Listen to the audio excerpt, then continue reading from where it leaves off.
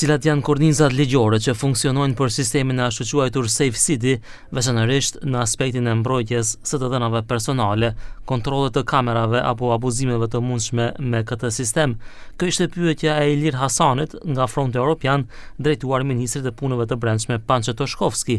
Ai tha se është shumë frustruese të marrësh gjop për vozitje me 51 km/h, kur kufizimi është 50 dhe se ky sistem ka pasoja të mëdha financiare për qytetarët. Ajo intolerancë minimale, absolute të cilën po e promovoni si sukses të madh, për shembull, dënime po na mrin me 51-52 km/h, është shqetësuese për qytetarët dhe krijon një frikë edhe ankth të qytetarët.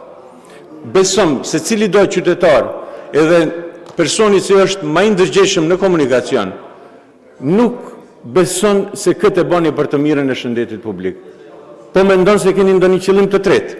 Toshkovski u përgjigj se si mjek, Hasani duhet të di se çfarë pasojash sjell mos respektimi i rregullave të komunikacionit, duke shtuar se vendi ka një mesatare shumë të lartë të viktimave krahasuar me mesataren evropiane dhe se projekti tashmë po jep rezultate.